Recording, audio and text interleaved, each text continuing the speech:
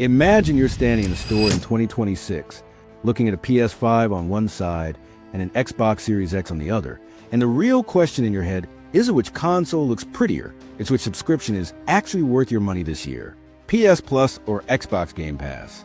In 2026, the prices, the game libraries, and the overall value have changed so much that the old advice doesn't work anymore. So let's break it down like you're talking to a real friend who doesn't want to waste a single dollar.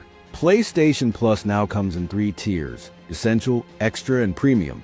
But the real comparison everyone cares about is Extra versus Game Pass Ultimate, because that's where the heavy value is. Extra sits around $134.99 a year in the US, while Premium goes up to around $159. Game Pass Ultimate, on the other hand, sits at about $29.99 a month, which sounds insanely high at first, but the trick is understanding what you're actually getting for each dollar. Here's the honest breakdown.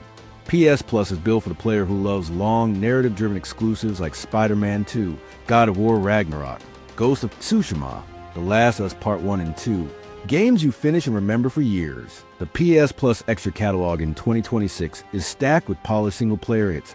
Sony doesn't drop their biggest exclusives day one, but when they do arrive on Extra after a few months, they add massive value for players who haven't bought them. If you're the type who plays 2 or 3 huge story titles a year and wants them all in one place at one predictable annual price, PS Plus Extra actually feels like a steal. Now Game Pass in 2026 is a different beast entirely. You're paying more, way more if you stay subbed all year, but you're getting something that PlayStation simply doesn't offer: Day 1 AAA releases. Every big Microsoft studio drop hits Game Pass the moment it launches, from Bethesda to Activision to Xbox Game Studios. If Call of Duty 2026 lands and you're on Ultimate, you're playing it without paying $70. Same with Starfield expansions, Doom Year Zero, Fable, Avowed, and whatever new surprise they drop. And because Game Pass works on console, PC, and cloud, you're basically buying flexibility. If you're the type of player who hops between devices, or you love trying new games casually without committing, Game Pass feels like a buffet where the food keeps getting replaced with fresh dishes. But here's the real money comparison viewers actually click for. PS Plus Extra costs around $135 for the entire year. That's basically the price of 2 AAA games. So if you buy 1 or 2 full-price PlayStation games every 12 months, PS Plus Extra is already a better deal than buying them outright. Game Pass Ultimate is about $360 a year if you stay subscribed non-stop, which is a cost of 5 brand new $70 games. So if you're the type who plays 3 or more big launches every year, Game Pass actually ends up saving you real money. But if you're not playing that many new games, Ultimate becomes overpriced fast.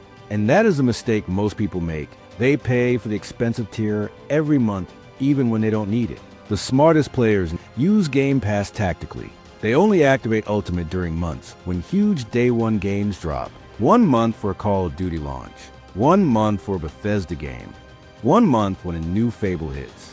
3 months of Ultimate a year gives you the value of 5 $70 games at a fraction of the cost. Meanwhile, they stay on nothing or on a cheaper PS Plus tier the rest of the year. And if you're only using PS Plus Extra, you can easily run it year-round because the annual price is already low compared to buying 2 physical games. So which is actually worth it in 2026? It comes down to how you play, not which service advertises louder. If you love huge single-player stories and don't need Day 1 releases, PS Plus Extra gives you polished exclusives, a curated library, and predictable yearly pricing. It's the best for players who want quality over quantity. But if you love hopping into brand new AAA releases the moment they drop, you're on PC or console, and you want raw value every month, Game Pass is built for you, especially if you use it in short bursts during big launches. Most American, Canadian, and UK gamers fall into one of these 2 categories. And honestly, the reason this comparison matters so much in 2026 is because both services are good. What changed is how the value works. The best is the one that saves you money and gives you the games you actually play.